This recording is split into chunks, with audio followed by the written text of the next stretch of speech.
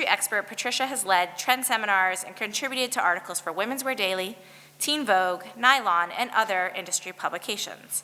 Patricia holds an associate degree in fashion marketing, a bachelor's degree in social communications, and a Master of Arts in Fashion and Cultural Studies from Parsons School of Design. So last week I polled you guys at the end of class asking about your experience with Fashion Snoops, and here are the results. And I was very surprised that only 6.5% of you say you use it all the time. I think as designers, this is a resource that's really very helpful and something that I know designers in the industry use quite a bit. So the more comfortable you guys can get with it today, hopefully the more you can use it as you move forward. Only about 32% of you say you've used it once or twice. A bunch of you have heard of it but not used it. And then those of you who have no idea how to access and never heard of it, I want to make sure that I show you that now. So I have posted here, and this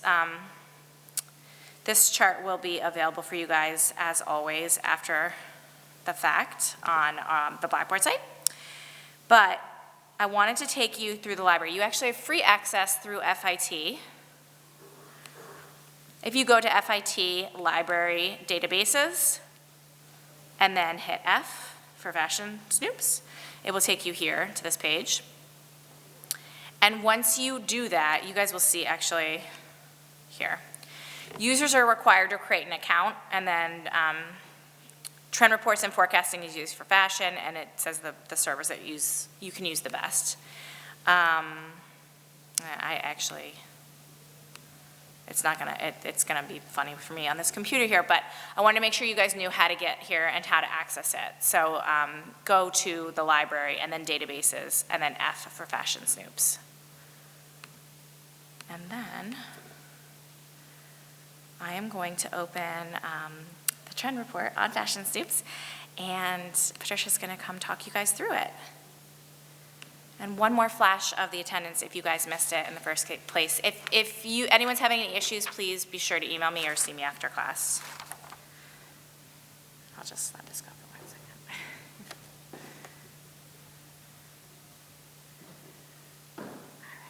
All right. Everyone all good?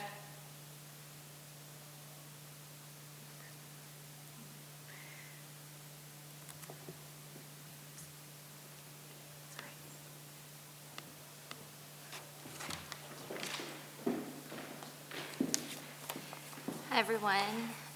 Thanks, Caroline, for having me here. So I'm Patricia. I'm the Director of Women's Wear at Fashion Snoops. And for the 16% of you who have no idea who we are and what we do, we are a trend forecasting agency with over 20 years in the market. And in simple terms, we try to forecast what's going to be a trend 2 years in advance. Everything we do at Fashion Snoops comes from understanding cultural and social shifts that are happening and how that will impact different markets, including women's wear. So here I brought, just so you have an idea, one of our forecasts for Spring/Summer 23. Each season we do 5 of these. They try to convey what the design aesthetic is for a cultural sentiment. In this case, we're talking about raw. So just a little intro here. We explain why we think this cultural sentiment is important and how it will translate in terms of aesthetic. Here we saw a consumer yearning towards everything that is raw and natural and ancestral. I think this really comes from the chaotic lives that we're living. So I think consumers will try to kind of go back to the roots and really try to strip away all the chaos that is in our lives. We always present a little introduction about the sentiment here and how will that impact design aesthetics. And we create a little video because I feel like it's very important to show an aesthetic in several ways. So we do have a beautiful mood board that we do in-house, but we also do these videos. Can I go ahead and play?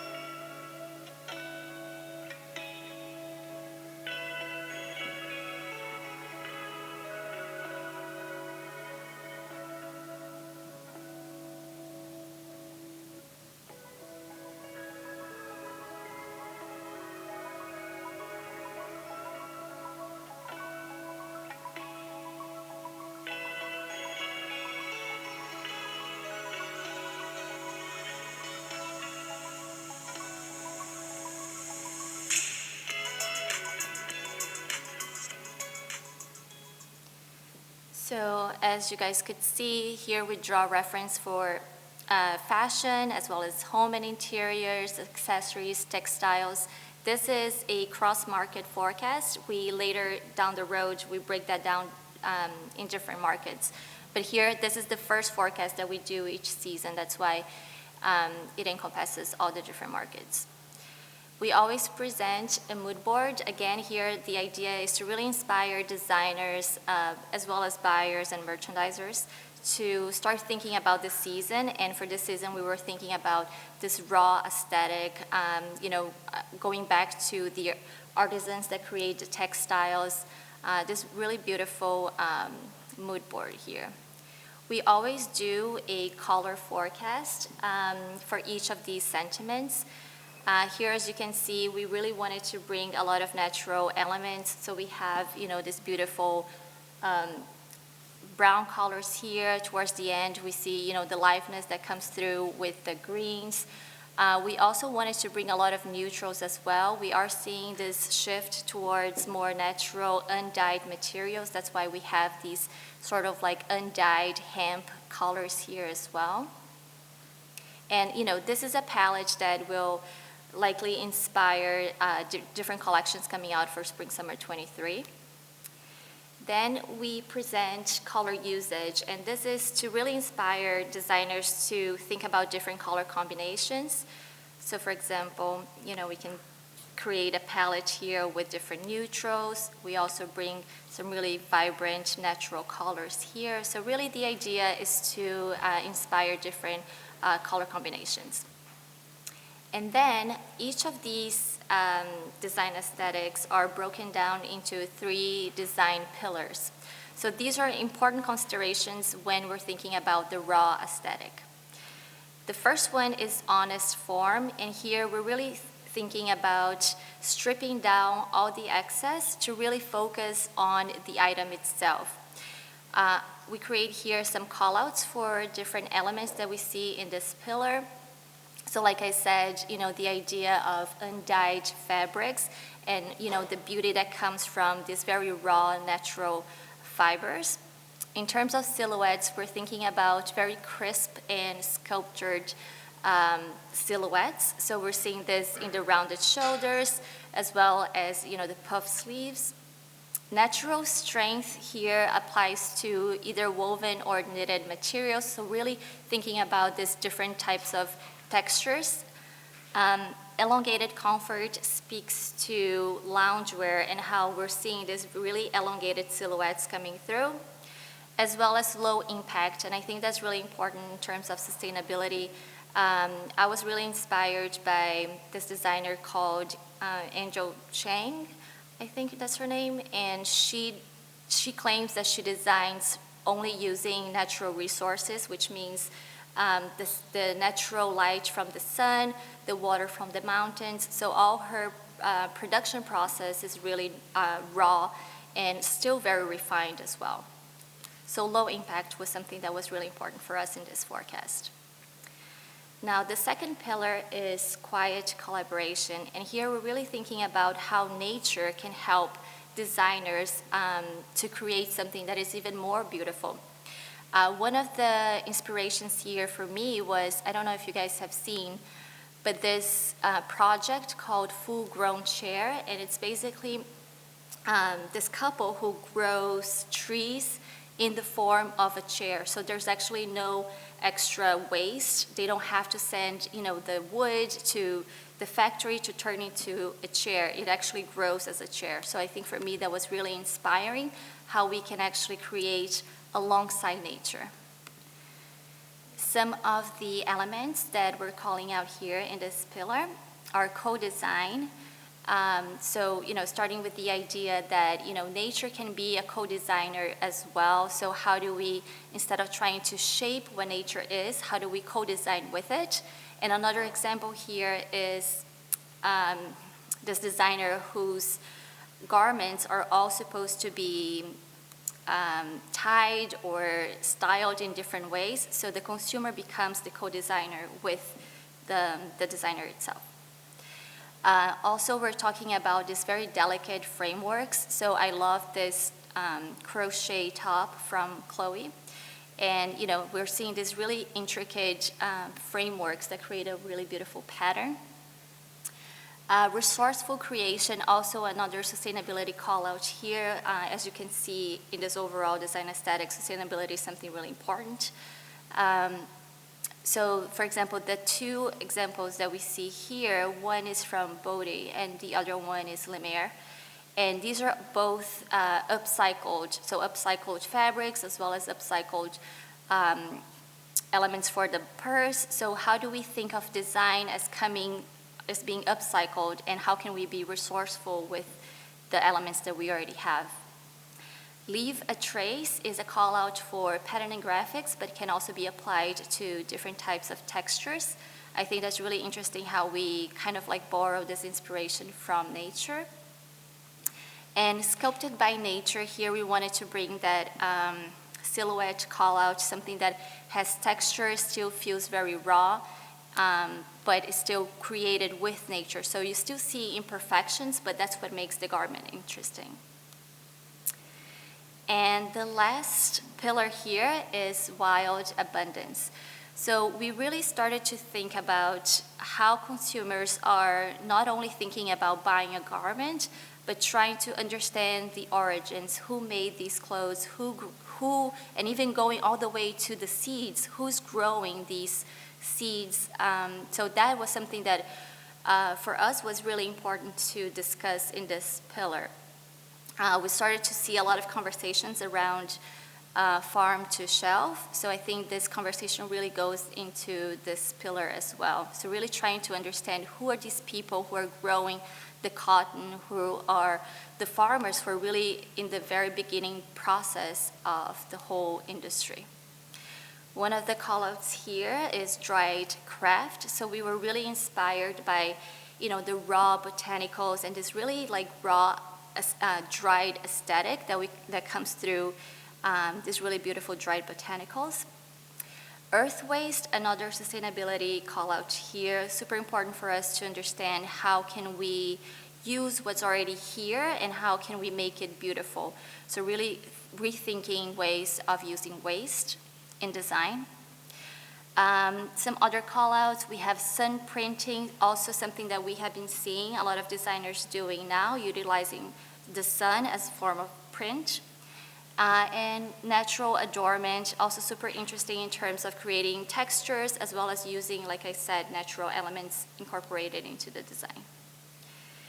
And we always kind of like try to pull everything together. So like I said, at Fashion Snoops, everything that we do starts from really understanding macro trends. So every season we do we forecast 5 major cultural trends. Return to Wild and Course Correct were 2 of them. Return to Wild really speaks to the idea of sustainability and how consumers are now trying to sort of go back to our natural state. And Course Correct is something more of how brands are trying to really correct the path that they were going. So really looking into sustainability and better ways of doing what they've been doing for so long. Combining those 2 macro trends, we arrived at the cultural sentiment raw, and what you guys just saw was this little piece here that is the design aesthetic. So how do we translate this cultural sentiment that we're feeling into an aesthetic, and how that can, inspire designers and buyers and merchandisers. And that was the example.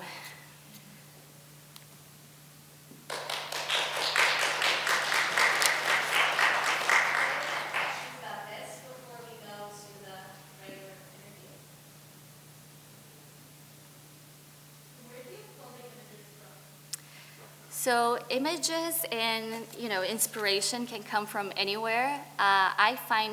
Personally, I find a lot of inspiration and a lot of images that I find beautiful on Instagram. I follow a lot of photographers from brands, so they can come from anywhere. Pinterest could be a source of inspiration too. I personally look into Instagram because I follow a lot of photographers and a lot of design magazines as well. Do you, Greg, No, we don't, because, they are in the web, so they are available to use. We do credit all of them.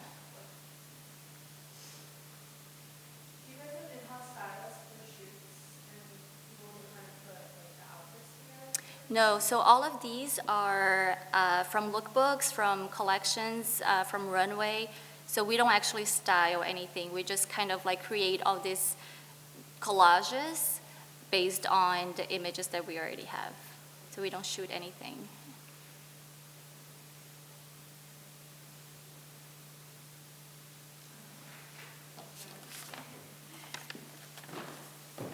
Any more questions about the specific presentation, you guys can ask at the end too.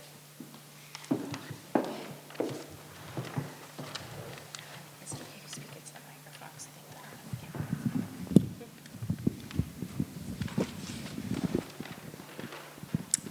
So I would love if you could share with us how you got here, what your career path was before Fashion Snoops.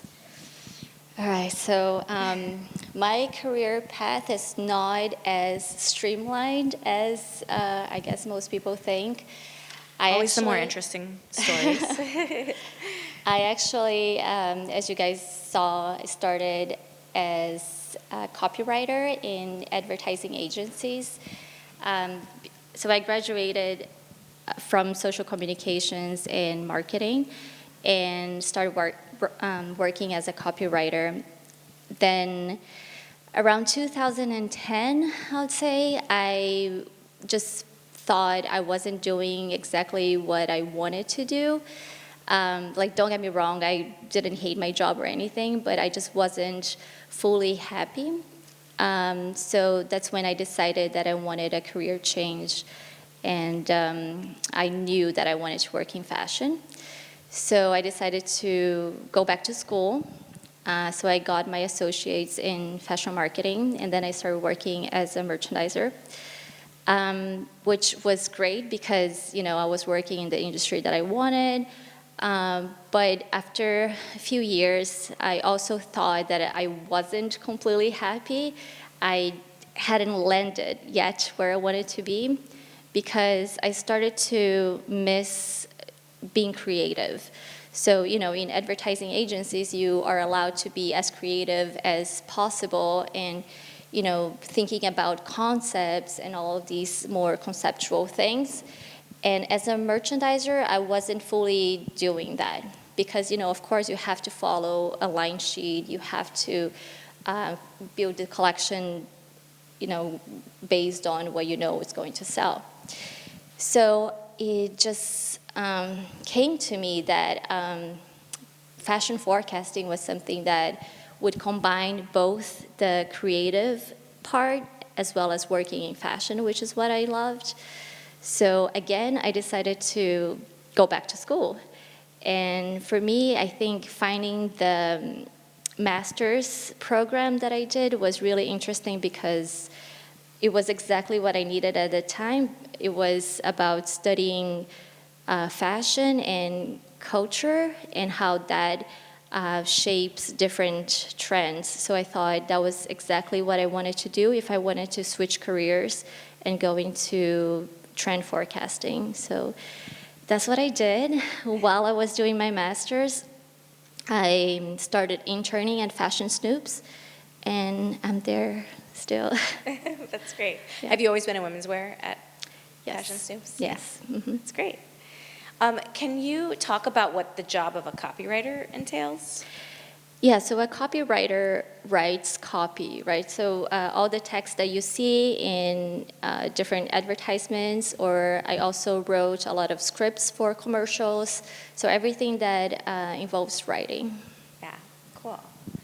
Can you talk about, I feel like you maybe touched on it a bit as you were going through this, but talk about your current process, like how you first, get inspired by certain ideas and then how you flesh it out from there. Mm-hmm.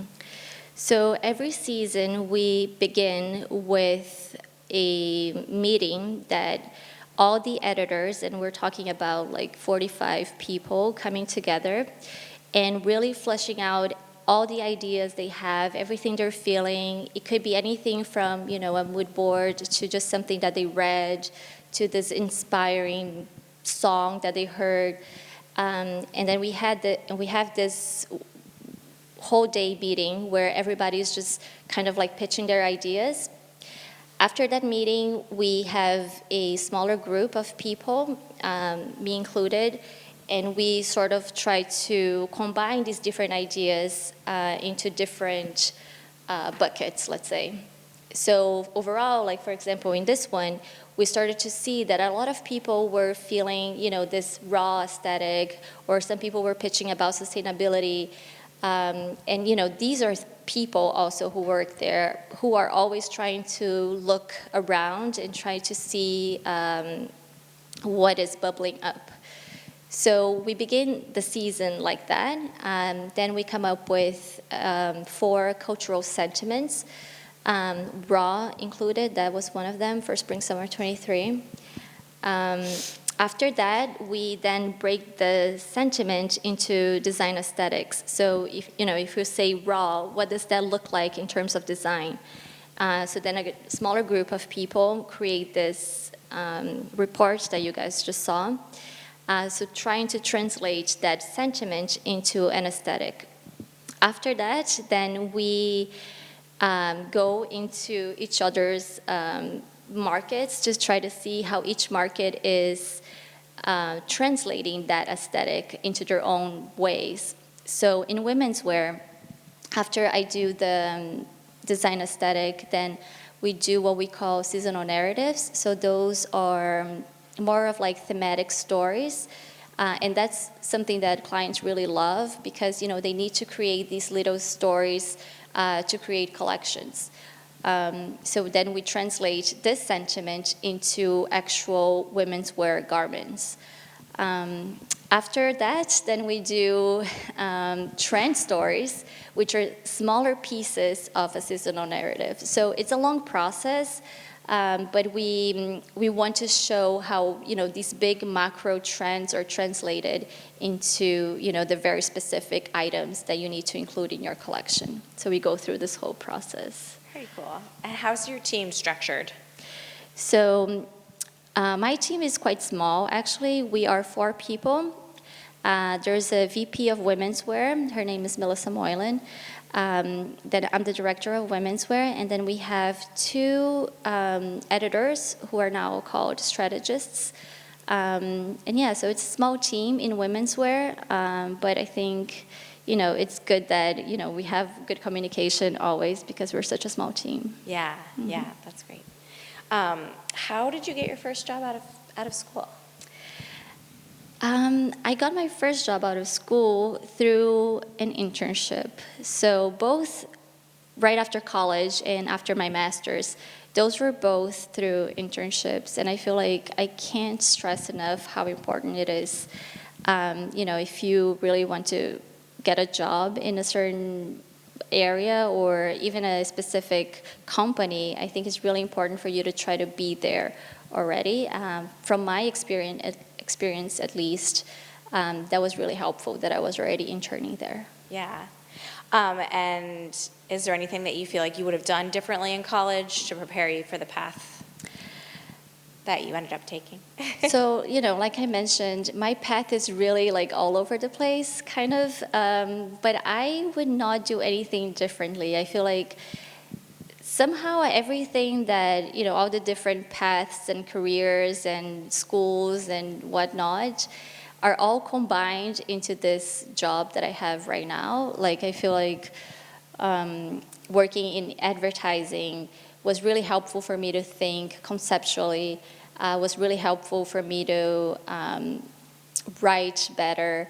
Then working in merchandising was really helpful to understand how collections are built, to really understand the fashion industry from the inside, what merchants and buyers are thinking when they're creating their collections. And then I think everything that I did kind of like somehow combined now into this job. And I feel like I wouldn't really change my path during college. Yeah, that's great. So you mentioned obviously you went back for your master's. Did you find that experience worthwhile? For sure. I feel like it was the most challenging and rewarding thing I've ever done in my life. It's obviously not easy. At least the program that I was in was, it demanded a lot of time and a lot of work. It was a lot of reading, writing, researching. But I think, definitely worth it. I feel like I wouldn't be thinking about certain concepts if I didn't go through that master's. Like, you start to question culture. You start to question why do we dress like we do? Like, why do we have like these gender binaries? Why is fast fashion the way it is? So I think those bigger concepts were something that I don't think I would be thinking if I didn't get the master's. Yeah, that's great. Can you describe for us what an entry-level job would look like at Fashion Snoops, when someone first enters into the company, what they would do? So a lot of what we do at Fashion Snoops is forecast, but another important part that we do is covering what's happening now in retail. So not just looking ahead, 2 years ahead in what's going to be a trend, but also understanding what is a trend right now. So that's quite important for us. So an entry-level job would be focused in tracking the trends on the retail level. At Fashion Snoops, we developed a AI tool that helps us to track all the items that are on retail right now. Oh, wow. So our strategists are focused on, really keeping track of, what's on trend, what's happening at Zara, what's happening at different stores across the world, and coming up with monthly retail reports where we tell our clients what are the colors that are happening now, details, materials, fabrics, prints, everything that's happening now in retail. Another important portion is trade shows. So we cover most of the trade shows for women's wear, the ones in Vegas, we have some in Europe. So our strategists are also either going to these shows and actually going into the booths and talking to the brands and understanding what they're selling for the next season, what are the trends that they're seeing. So that's also something that we want, an entry-level job Person to do, Yeah. I mean, because basically Fashion Snoops gets to be the eyes and ears for a lot of people in the industry who cannot physically get to every single trade show. Right. Cannot get to stores as often as they'd like. So you guys kind of become this resource for them Right. to. Yeah, and especially I think with the pandemic, a lot of our clients just can't travel anymore, so they really rely on us to, be going through retail stores, going through trade shows, and telling them specifically what are the trends that we're seeing. Yeah. Because, there's a lot of clutter, like there's just so much happening. So I think part of what we do is to bring to the surface what are the most relevant trends and why do we think that's going to sell, or why do we think that that's new and interesting, and how does that relate back to what's happening culturally. Yeah. And so what does your hiring process look like? What kind of qualities are you looking for in candidates? I personally look for someone who obviously is very motivated. I think, it is a fast-paced job in a way, so you really want to have someone who has passion for the job and also just has a good eye to spot trends, if that makes sense. I feel like someone who's always sort of like paying attention to what's cool and what's new, and like understanding that, sort of like seeing like, oh, I've never seen this before, that's cool, and then trying to make connections to something else that they saw. And, references and trends can come from anywhere, I feel like. So even if you're like at a coffee shop and you think that, oh, this color that they painted the wall is really cool, and then you start seeing that in something else, I feel like that sort of eye obviously something that can be trained, but it's something that is really interesting to me to see someone who can spot things that are happening around Connected. you. Yeah. Cool. That's really cool. So you touched a little on how you keep yourself informed with the latest trends, or I don't know if there's anything else that you feel like is worth sharing. Yeah, I think obviously just keeping an eye open all the time. I feel like I joke around and I say I'm always working, but I really am always working, because even if I'm just sitting at home on Instagram, I'm always trying to see like, oh, that's really cool, and I start saving that image. Or if I'm just walking around in New York City, or even if I'm sitting here looking at you guys, I'm already kind of like, oh, that's really cool. I haven't seen that before. So that's one way. Obviously, keeping up to date with industry news, runway shows, all of that is also important. And are you doing much travel now? We just started traveling again. Yeah. Where are like the hot spots that you guys typically, in normal times, travel to? So our strategist just came back from Vegas. There was a big show there. I will be going to Paris, I think, in June. There's going to be some shows in intimate apparel. One of the things that I didn't mention is that we also have, within women's wear, we have intimate apparel and swimwear, so I also cover those markets as well. But yeah, big cities, and we do have researchers, local researchers all over the world, so they're also keeping us up to date in what's happening in those cities. Oh, wow. How many people do you have around the world? I feel like we must have about like 10 different researchers.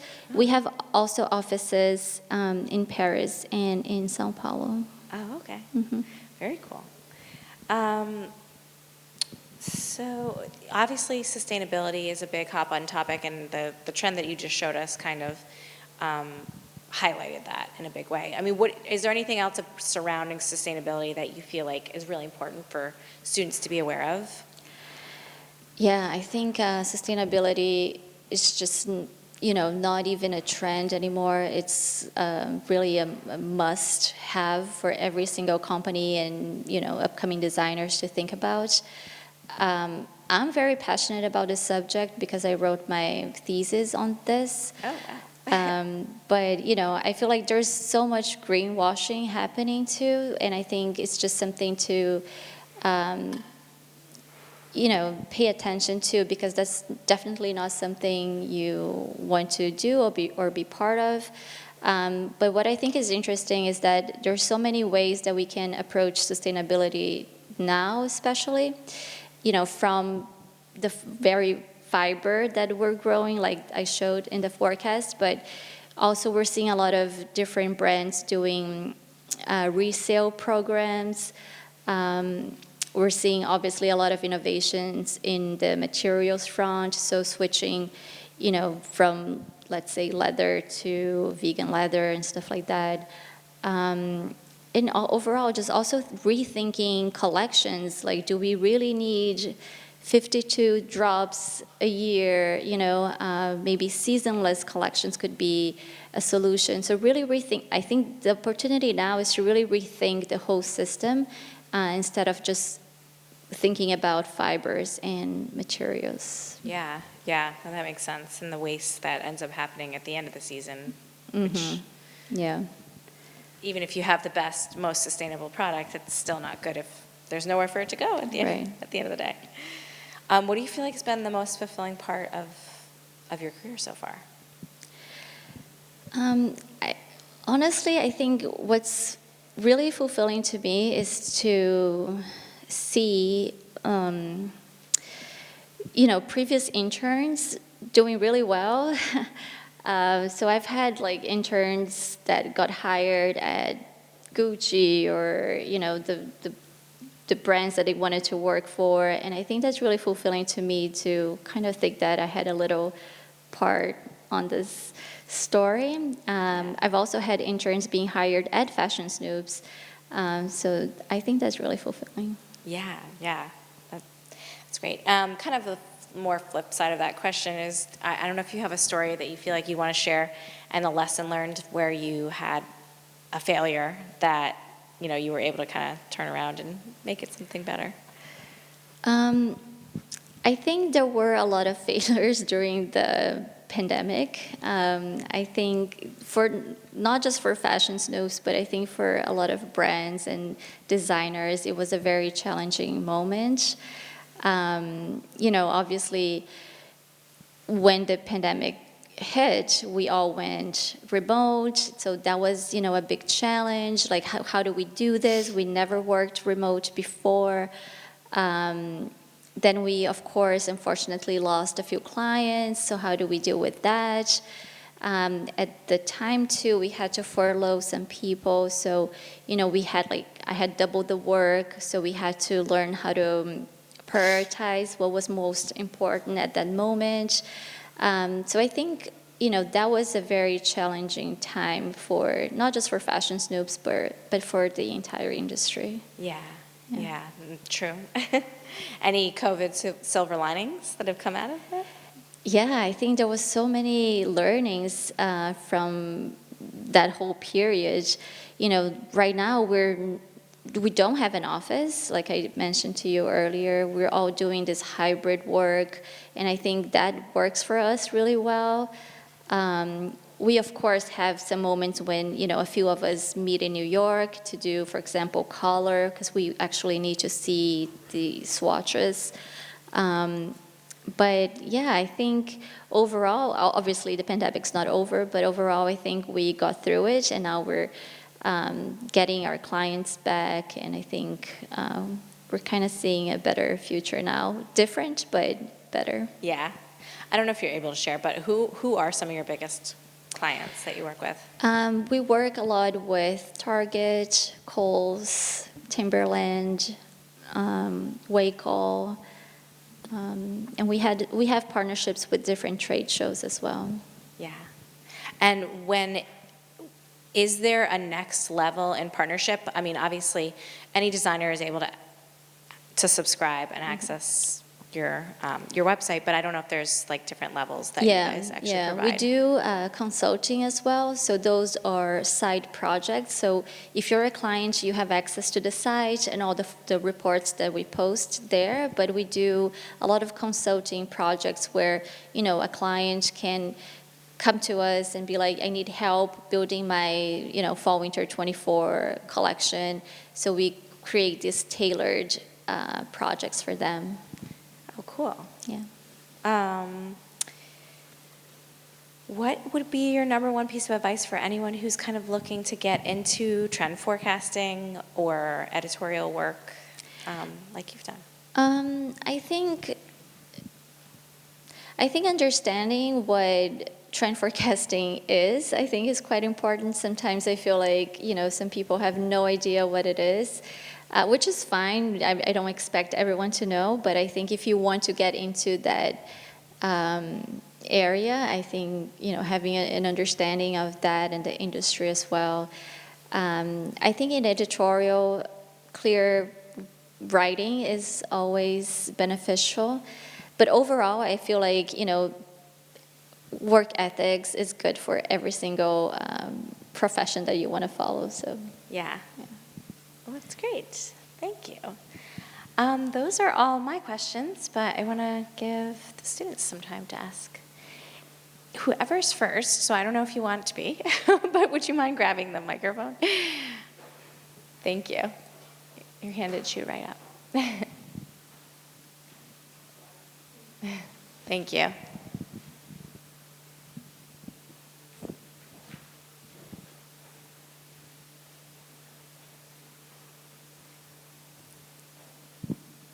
You might just need to flick it on, too. Yeah.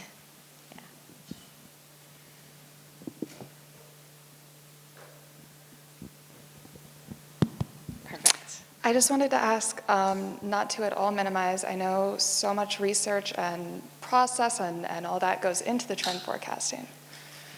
But do you think there's a little bit of like self-fulfilling prophecy that trend forecasting companies say, here's what's going to be popular 2-3 years from now, and then all the brands go, all right, and then it becomes popular because of, like a little bit? I definitely heard that before too. I don't think so. I feel like because everything that we do, we research what's happening in terms of culture and social events, and we're not making that up.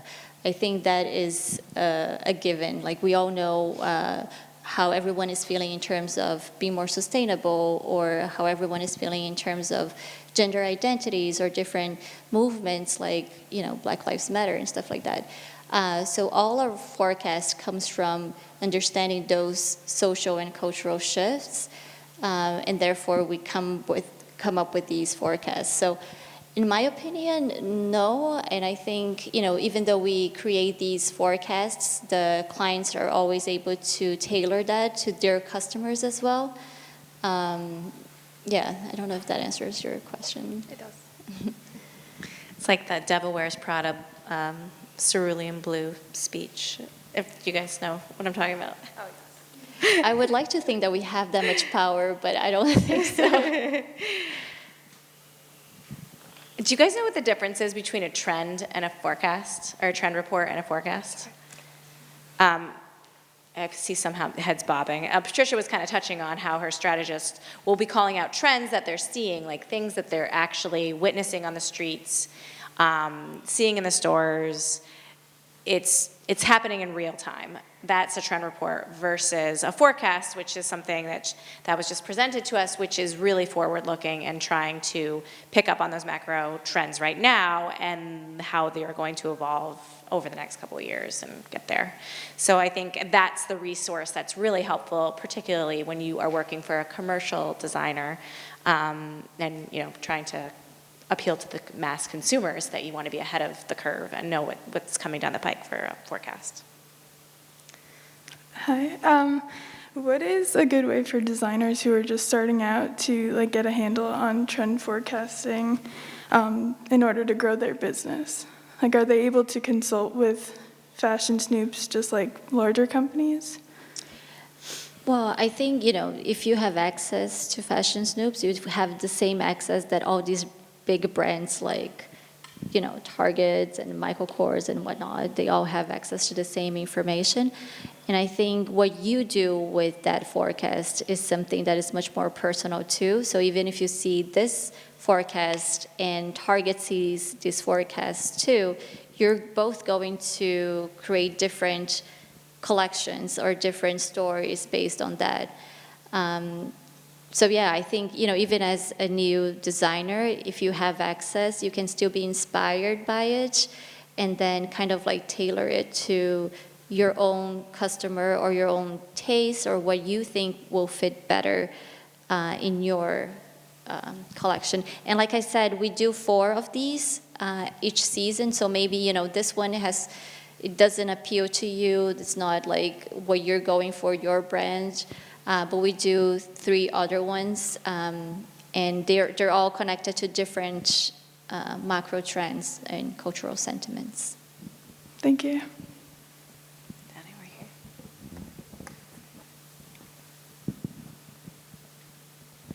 Continuing off of that question, does Target pay the same amount to access your services as a small designer, or a small company with, say, 3 people? Target is so much bigger than a small company. Is that fair? I don't know pricing for sure, but we do charge per seat, I believe. So if Target has 12 people accessing our site, they pay for 12 seats, whereas you pay for 1 if you just want to have 1 account. That's my experience too from the industry, that Thank you. you have a certain number of people who can access it. And also, if you just want to access women's, I think it's 1 price. If you want to access the whole site, it's a different price. I think that's how it works. But I'm not entirely sure about pricing. But it is a huge perk that you get to access it for free. Hopefully you guys know about all the databases, but Fashion Snoops being one of the great ones that's available here at FIT. So, Thank you. Right behind you.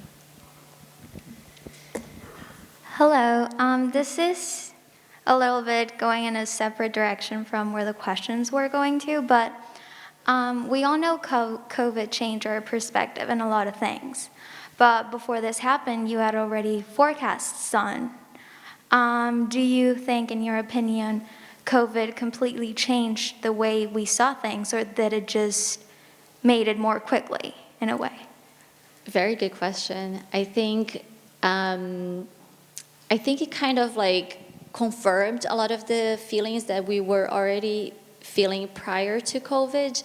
One thing that we did different, though, when the pandemic hit, we started doing more strategic reports. So, how do you merchandise a collection that you already bought, and how you pivot in that way.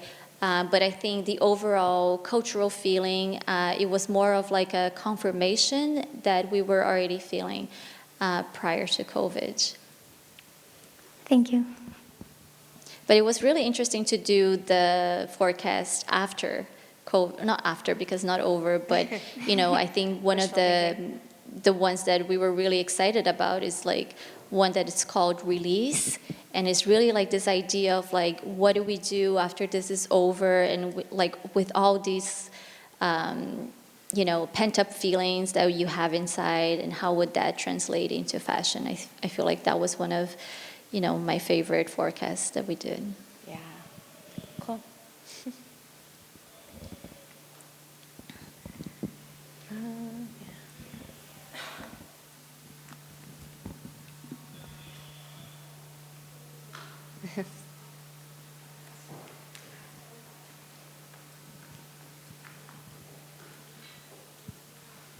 Hi.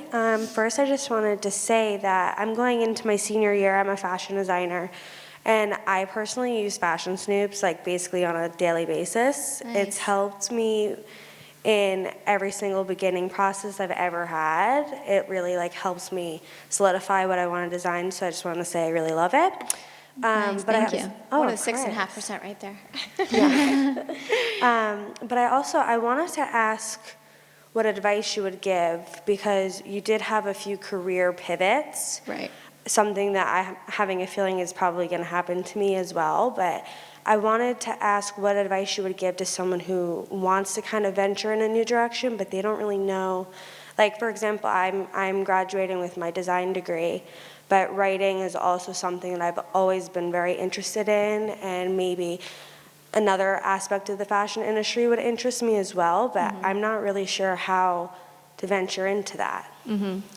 Well, first, thank you for your comment. I'm really glad that it's helping you. In terms of the career, like I said, I feel like you should try to intern as much as possible to really see what you want to do. At least that's what I did when I was doing, I think, my associates. I was interning in PR, in wholesale, in merchandising, in like all these different things. And, obviously every experience is very valuable, even if it is to show that you hate it and you don't want to do it. And I think there's always, at least from my experience, when I changed careers, I was probably like almost 30. And, I feel like there's always a way that if you're not happy with what you're doing, like you just try to like find a way to like maybe, you do like a 6 months internship somewhere, and then you see if that's what you like or not. I think to answer to your question, I think interning in different, companies or different positions is something that for me was really helpful to see what I wanted to do. Because honestly, like you don't know what you like and what you want to do until you're actually doing it. So I think, one thing is to learn at school. Like at school, I didn't even know there was trend forecasting, like that existed. And I feel like once you do it, then you're like, oh, okay, so this is what they mean, this is what they do. So I feel like it's very important to try to get hands-on experience as much as possible.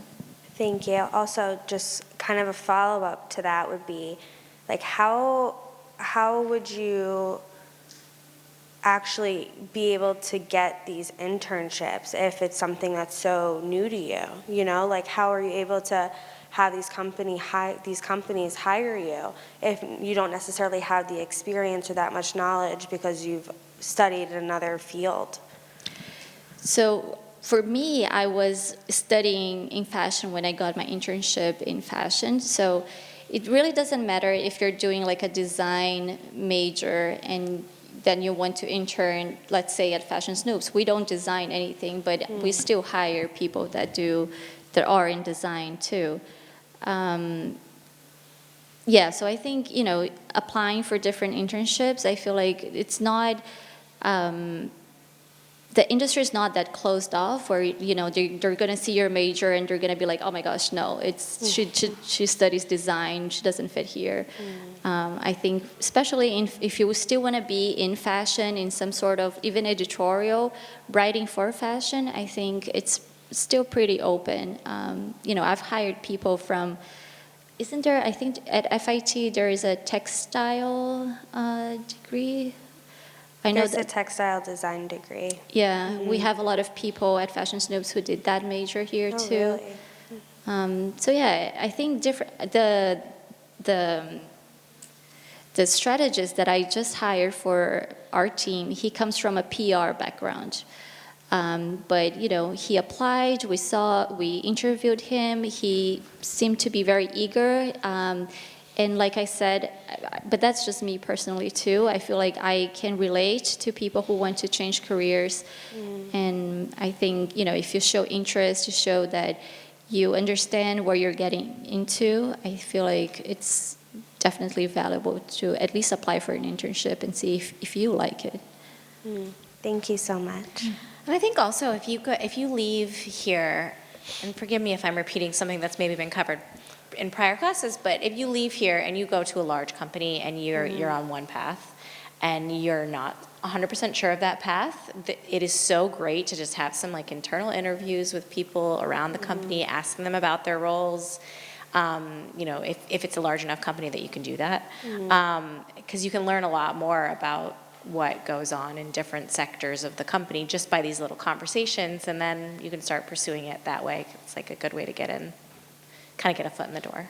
If that makes sense. Thank you. That's so exciting. I'm always wondering, like, you never really know where you're going to end up. Even if you get a job, necessarily you may not end up staying at that job. It's just exciting. It is. Yeah. Thank you.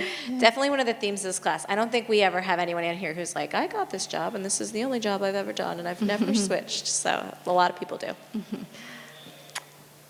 Hello. So I was just wondering, do you think that sustainability is heading in a good direction as of right now? Because we haven't seen much like growth as far as like recycled materials in the industry. And I guess I was also wondering about like the fashion calendar and if that plays a big role in that and if it's changing because of the pandemic. In terms of the sustainability, I feel like it's not going in the pace that it should be going, for sure.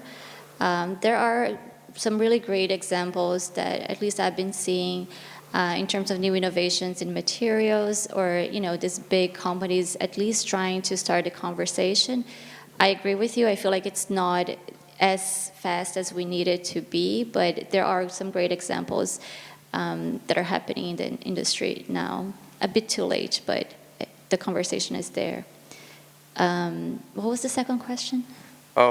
Just that how is the fashion calendar like changing since the pandemic, and how is that affecting the sustainability as well? The traditional fashion calendar hasn't really changed. I think the fashion weeks are still the same as they always were.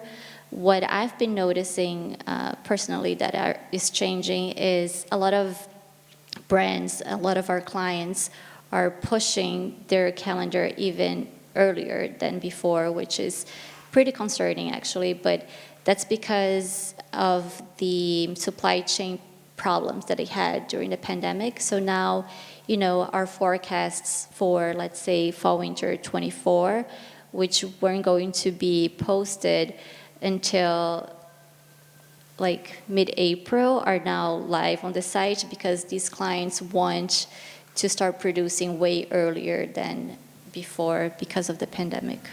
So that, I feel like that will change. I feel like these big brands are trying to start production earlier, which was already so early, and now it's even more. So do you think that's going to have a negative effect on the sustainability for the future of the industry? I think the pace of the industry is a problem in terms of sustainability, yes. I think, trying to, if you think about the supply chain as a whole, and you're trying to, squeeze these very tight deadlines on, the very bottom of the supply chain is a problem, not just in terms of the sustainability of it, but also the social problems that it brings. I think it will be a problem too if we try to have everything earlier than ever, and if that continues to increase. Okay, thank you. Hi there. Thank you for being here. You mentioned that you guys aim to forecast 2 years ahead, if I'm not mistaken. How do you sort of gauge that time period, and is it possible to gauge further, or are there certain factors that shorten that window? And I guess how far do you think you can, or maybe how far, like in the past, have you seen like, oh, we guessed that like 4 years in advance, or something like that, Mm-hmm. How do you gauge it?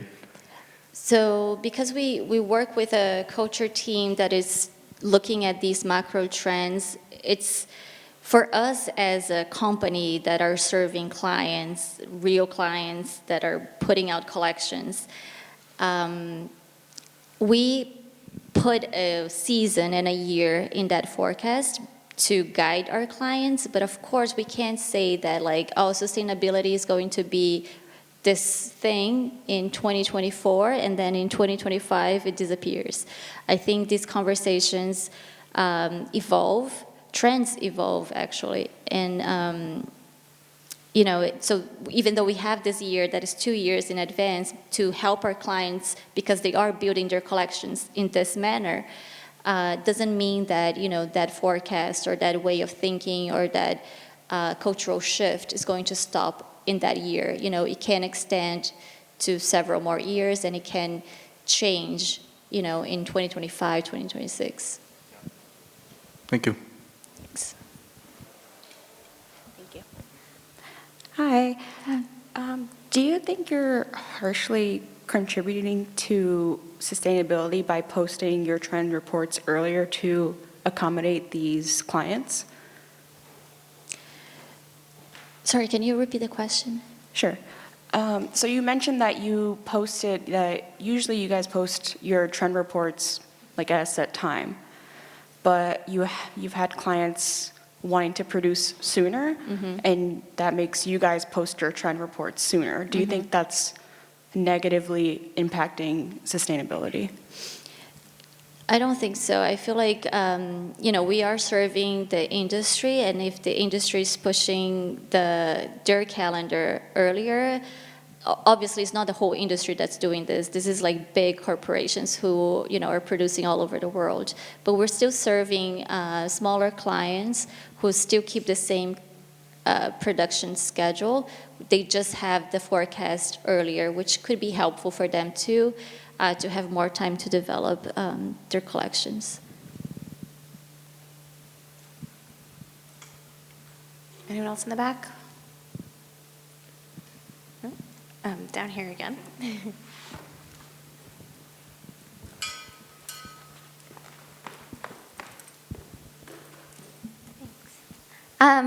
Another question that just came to my mind. So you research a lot and you come up with these forecasts. What's the biggest shock you've received? Like, oh, we didn't expect this. And then like a switch from one year to another one. What has been like the biggest shock so far culturally or in the trends?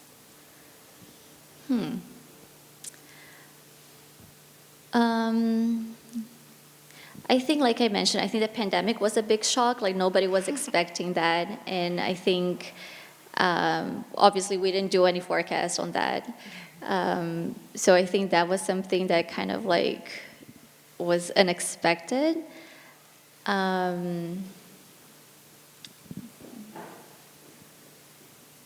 Yeah, I think that for sure was something really unexpected. I think all of these social movements that are not bubbling up, but they just kind of like happen, even though, obviously the pandemic is not a social movement, but, all of these events that are not like bubbling up and that we can feel it and then we can predict, something that just happens like that is something that kind of like makes us sort of like go back and like, let's see what we did for that season. Let's see if it's still valid. Thank you. Down here. You can pass it across, maybe.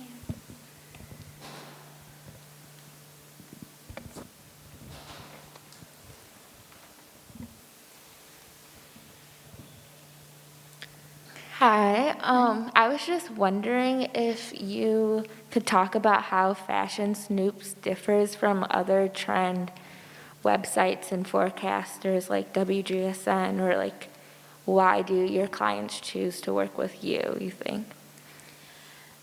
So yes, our biggest, I guess, competitor is WGSN. I've never worked there, so I don't quite know. Obviously, I know their website and their content. What I think makes us different, first of all, we are a family-owned company. So our directors, CEO and CFO, are a couple. We are a smaller company as well, which means that we are much tighter in a way, and it's much easier for us to implement changes. So I feel like we are very open to, at least I am very open to hearing feedback from my clients. And if they say, it would be really interesting to see like a forecast on this specific topic, it's really easy for us to just implement that change right away and do that forecast and have different teams collaborate, which I feel like is the benefit of having a smaller company.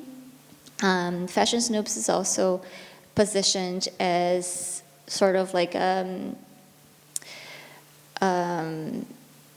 full hub where you can not only see the reports, but you can also create your own mood boards, you can create your own folders, you can use it as a resource to store images, to store videos, to build color palettes. So I think the positioning there is a little different. We just don't serve forecasts, but we kind of create this whole website where, we're combining artificial intelligence plus all this collage building thing with the forecast as well. I believe that's the difference.